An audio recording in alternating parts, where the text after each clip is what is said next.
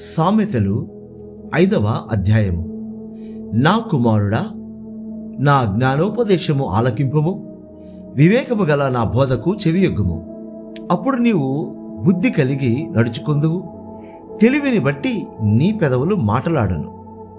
జారస్త్రీ పెదవుల నుండి తేనె కారును, దాని నోటి మాటలు నూనె కంటేను నూనెపైనవి. దాని వలన కలుగు ఫలము ముసిని పండంతా చేదు, అది రెండంచులు గల కత్తి అంతా పదును గలది. దాని నడతలు మరణమునకు దిగుటకు దారితీయును, దాని అడుగులు పాతాళమునకు చక్కగా చేరును.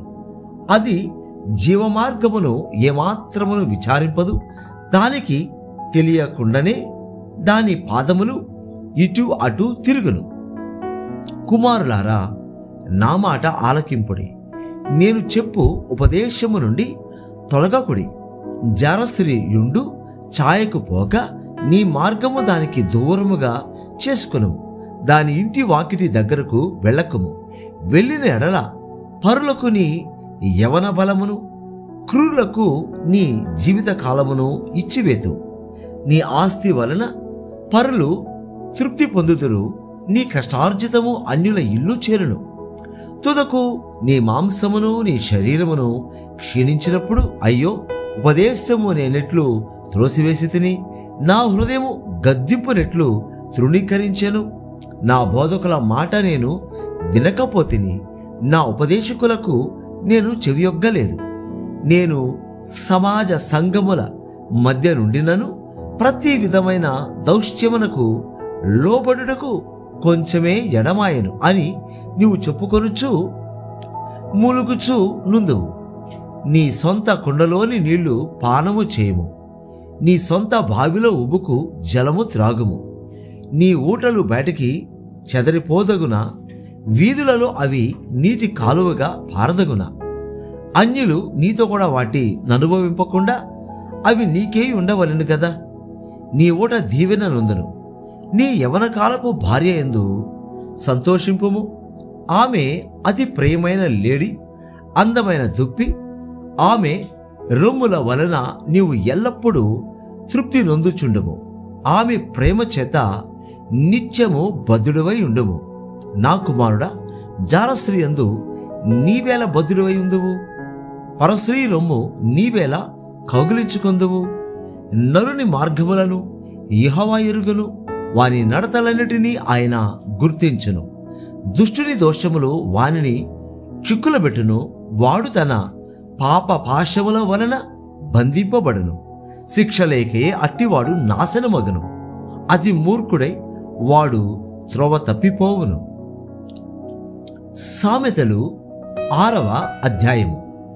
నా కుమారుడా, నీ చెలికాని కొరకు పూట పడిన ఎడల, పరుని చేతిలో నీవు నీ చేయి వేసిన ఎడల, నీ నోటి మాటల వలన నీవు చిక్కబడి ఉన్నావు, నీ నోటి మాటల వలన పట్టబడి ఉన్నావు. నా కుమారుడా, నీ చెలికాని చేత చిక్కుబడితివి. నీవు త్వరపడి వెళ్ళి విడిచిపెట్టుమని నీ చెలికానిని బలవంతము చేయము. ఇలాగు చేసి తప్పించుకొనము. నీ కన్నులకు నిద్ర అయినను, నీ కనురెప్పలకు కురుకుపాటైనను రానియకము. వేటకాని చేతి నుండి లేడి తప్పించుకొనున్నట్లును, ఎరుకువాని చేతి నుండి పక్షి తప్పించుకొనున్నట్లును తప్పించుకొనము. సోమరి చీమల యొద్దకు వెళ్ళము, వాటి నడతలు కనిపెట్టి జ్ఞానము తెచ్చుకొనము.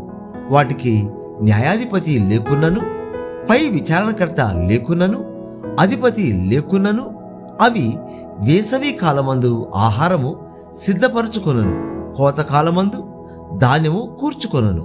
సోమరి, ఎందాక నీవు పండుకొని ఉందువు? ఎప్పుడు నిద్రలేచెదవు? ఇక కొంచెము నిద్రించదనని, కొంచెము కునికెదనని, కొంచెము సేపు చేతులు ముడుచుకొని పరుండెదనని నీవనుచుందువు. అందుచేత దోపిడిగాడు వచ్చినట్లు దారిద్ర్యము నీ యొద్దకు వచ్చును, ఆయుధదారుడు వచ్చినట్లు లేమి నీ యొద్దకు వచ్చును. కుటిలమైన మాటలు పలుకువాడు పనికి మాలిన వాడును దుష్టుడనై ఉన్నాడు.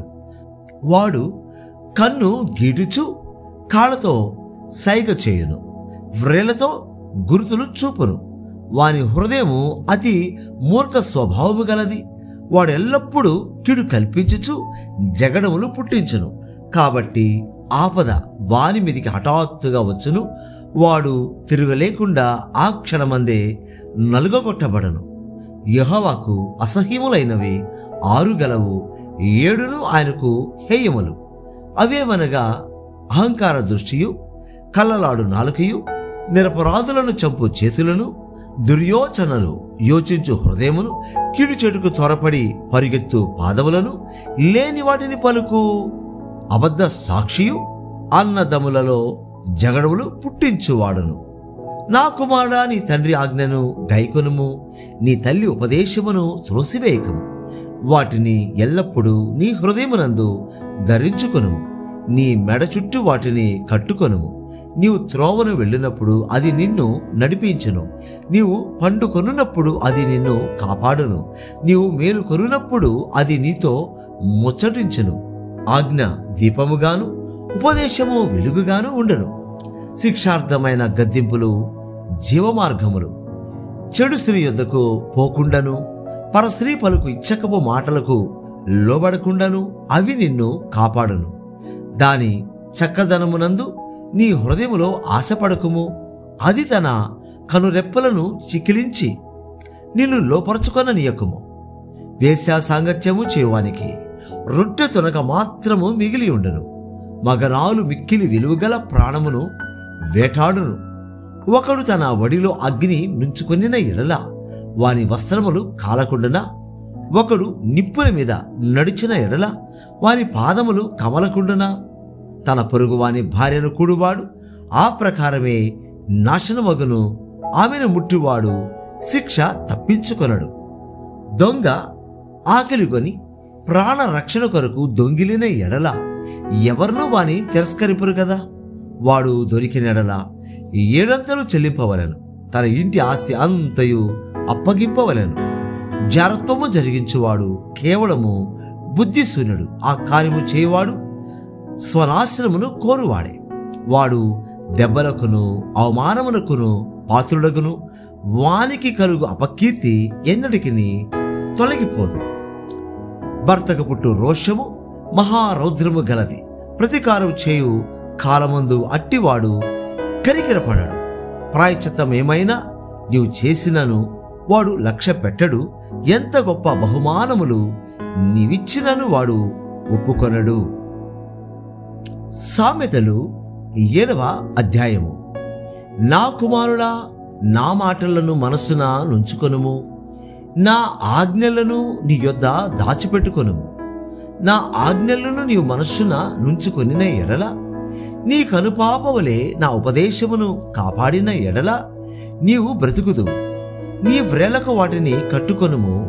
నీ హృదయమును పలక మీద వాటిని వ్రాసుకొనుము. జ్ఞానముతో నీవు నాకు అక్కవనియు, తెలివితో నీవు నాకు చెలికత్తవనియు చెప్పుము. అవి నీవు జారస్త్రీ యొద్దకు పోకుండాను, ఇచ్చకములాడు పరస్త్రీకి లోబడకుండాను నిన్ను కాపాడును.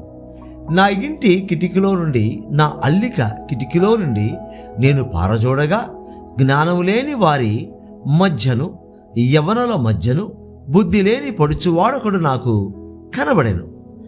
సంధ్యవేళ ప్రొద్దు గురింకిన తరువాత చిమ్మ చీకటి గల రాత్రివేళ వాడు జారశ్రీ సందు దగ్గరనున్న వీధిలో తిరుగుచుండెను. దాని ఇంటి మార్గమున నడుచుచుండెను. అంతటా వేశ్యావేషము వేసుకొనిన కపటము గల స్త్రీ ఒకతే వారిని ఎదుర్కొన వచ్చెను. అది బొబ్బలు పెట్టునది, స్వేచ్ఛగా తిరుగునది. దాని పాదములు దాని ఇంట నిలువవు. ఒకప్పుడు ఇంటి ఎదుటను, ఒకప్పుడు సంత వీధులలోను అది యుండును. ప్రతి సందు దగ్గరను అది పొంచియుండును. అది వానిని పట్టుకొని ముద్దు పెట్టుకొనెను. సిగ్గుమాలిన ముఖం పెట్టుకొని ఇట్లా నేను సమాధాన బలులను నేను అర్పింపవలసి ఉంటని నేడు నా మొక్కుబళ్ళు చెల్లించి ఉన్నాను. కాబట్టి నేను నిన్ను కలుసుకొనవలనని రాగా, నిన్ను ఎదుర్కొనవలనని బయలుదేరగా నీవే కనబడితివి. నా మంచం మీద రత్న కంబళ్లను, ఐగుప్తు నుండి వచ్చు విచిత్రపు పనిగల నార దుప్పట్లను నేను పరచియున్నాను. నా పరుపు మీద బోళము, అగరు, కారపు చెక్క చల్లియున్నాను.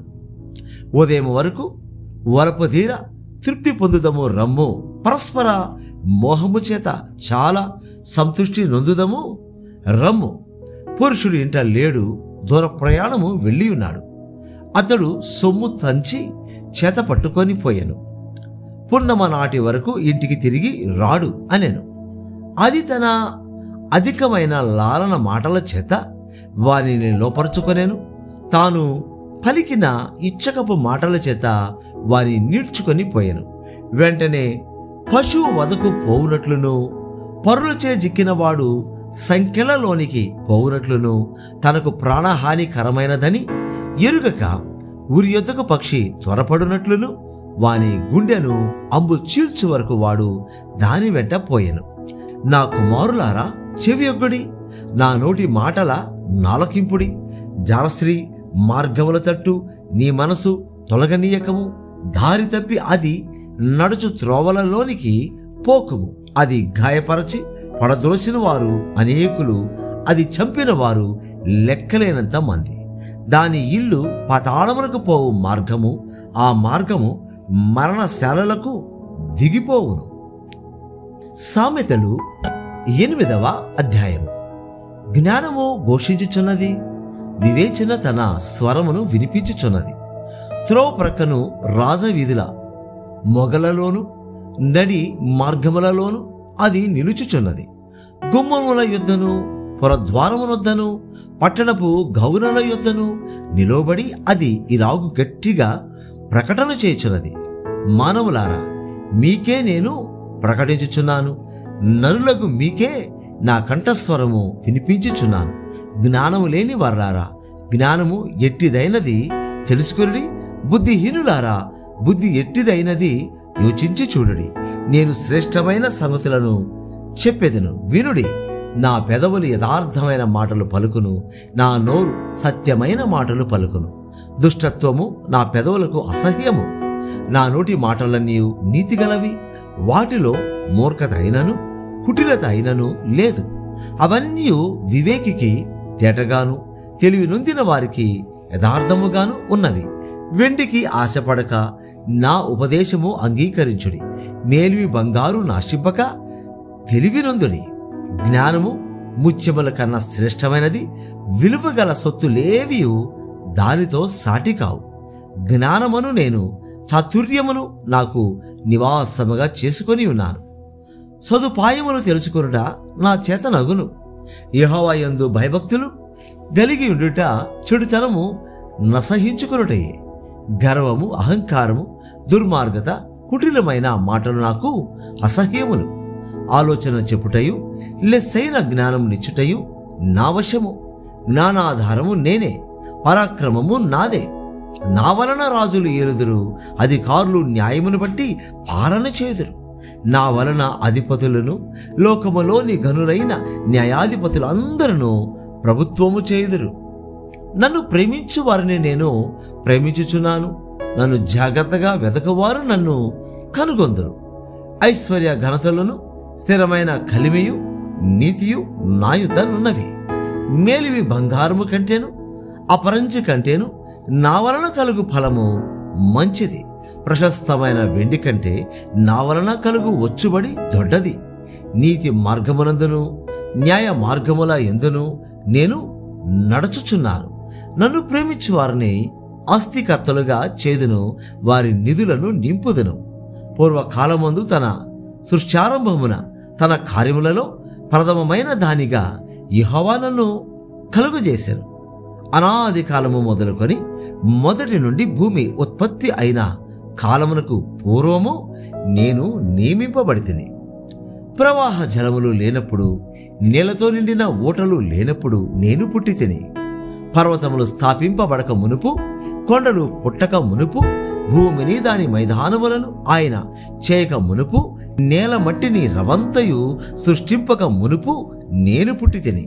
ఆయన ఆకాశ విశాలమును స్థిరపరిచినప్పుడు, మహాజలముల మీద మండలమును నిర్ణయించినప్పుడు నేనక్కడ నుంటిని. ఆయన పైన ఆకాశమును స్థిరపరిచినప్పుడు, జలధారలను ఆయన బిగించినప్పుడు, జలములు తమ సరిహద్దులు మీరకుండునట్లు ఆయన సముద్రమునకు పొలిమేరను ఏర్పరిచినప్పుడు, భూమి యొక్క పునాదులను నిర్ణయించినప్పుడు, నేను ఆయన యొద్ద ప్రధాన శిల్పినై అనుదినము సంతోషించుచు నిత్యము ఆయన సన్నిధిని ఆనందించుచూ నుంటిని. ఆయన కలుగు చేసిన పరలోకమును బట్టి సంతోషించుచు నరులను చూచి ఆనందించుచు నుంటిని. కావున పిల్లలారా, నా మాట ఆలకించుడి. నా మార్గముల ననుసరించేవారు ధన్యులు. ఉపదేశమును నిరాకరింపక దానిని అవలంబించి జ్ఞానులై ఉండుడి. అనుదినము నా గడప యొద్ద కనిపెట్టుకొని, నా ద్వార బంధముల యొద్ద కాచుకొని, నా ఉపదేశము వినువారు ధన్యులు.